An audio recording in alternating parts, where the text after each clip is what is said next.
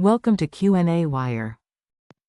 Okay, so first for this question, we need to determine the rate of heat transfer out of the gas, the combustion gas. Okay, since the rate of heat was transferred to the air, that means the rate of heat will be transferred out from the combustion gases. Okay, according to energy conservation law.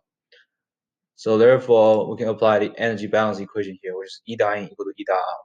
If we expand it, we have Q dot in plus M dot 1 times H1 is equal to M dot 1 times H2. So Q dot in here is the rate of heat that was transferred into the combustion gases. Okay, you guys may wonder. I just said that the rate of heat was transferred out of the combustion gases. Okay, I will show you why it's transferred out, even though I put in here. Okay, so M1 dot here is the mass flow rate for the combustion gases, and H1 is the initial enthalpy for the combustion gases, and H2 here is the final enthalpy for the combustion gases. If we do some arrangement here, eventually we'll have Q dot in is equal to M dot 1 times Cp times T2 minus T1. So Cp is the specific heat for the combustion gases, and T2 is the higher temperature. I'm sorry, not higher temperature. The final temperature, and the T1 is the initial temperature. So now we know M1 dot is equal to 0.95 kilogram per second, and the specific heat for the combustion gases is 1.1 kilojoule per kilogram times degree Celsius. And we know the initial temperature is 160 degree Celsius, and the final temperature is 95 degrees Celsius. So now let's try to determine the rate of heat transfer into the combustion gases, which is equal to 0.95 kilogram per second times 1.10 kilojoule per kilogram times degree Celsius, and then times 95 degrees Celsius minus 160 degrees Celsius. And this will give us the rate of heat transfer into the combustion gases is about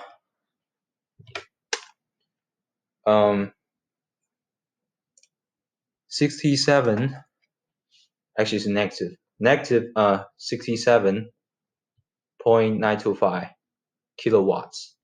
Okay, so since the value is negative, that means it's transferring out of the combustion gases. Okay, so that's why I said it was transferring out of the combustion gases.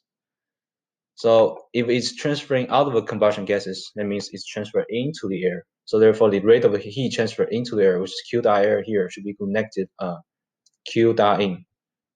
Okay, which is equal to negative 67.925 kilowatts, and this will give us the positive 67.925 kilowatts for the air. So now let's determine the exit temperature for the air, which is the outlet temperature of the air. So first we need to set up such equation here, which is Q dot air is equal to M2 dot times H4 minus H3, which is equal to M2 dot times Cp times T4 minus T3. Okay, should be CPA here, which is the specific heat for the air. Okay, so H4 here is the final enthalpy of the air, and H3 is the initial enthalpy of the air. M2 dot is the mass flow rate for the air, and we know CPA is the specific heat for the air, and T4 is the final temperature for the air, which is the outlet temperature for the air, and T3 is the inlet temperature for the air. So we don't know the mass flow rate for the air, but we do know the volume flow rate for the air, which is V2 dot here. And the M2 dot can be equal to rho times V2 dot. Rho is the density of the air. Okay. So we know in the question, the pressure and the temperature at that point was given. Okay, so we can express the density rho as P3 over RT3. P3 is the inlet pressure for the air, and the T3 is the inlet temperature for the air, and when R is the gas constant for the air. So if we plug in back to the equation, we eventually have Q dot air is equal to P3 over RT3 times CPA times T4 minus T3 times V2 dot. If we do some arrangement, eventually we have T4, which is the outlet temperature of the air, is equal to T3 plus qnawire times RT3 over CPA times P3 times V2 dot. So we know P3, which is the inlet pressure for the air, is 95 kilopascal. And we know the rate of heat transfer to the air is 67.925 kilowatts. And the gas constant for the air is 0.287 kilojoule per kilogram as Kelvin. And we know T3, which is the inlet temperature for the air, is 20 degrees Celsius, which is 293 Kelvin.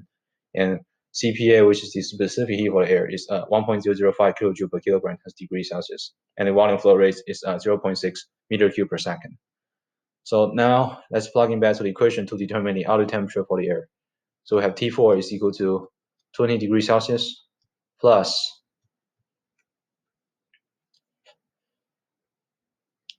qnawire, which is 67.925 kilowatts.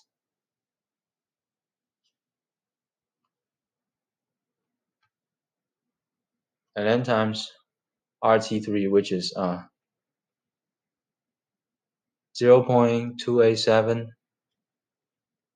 kilojoule per kilogram times Kelvin.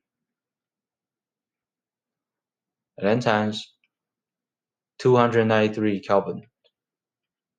Okay, the reason why I used 293 Kelvin here because it was multiplied by the gas constant here, and gas constant is with the Kelvin units in the whole units here. Okay, and then this whole thing here over CPA P3 V2, which is let me see, 1.005 kilojoule per kilogram times degrees Celsius,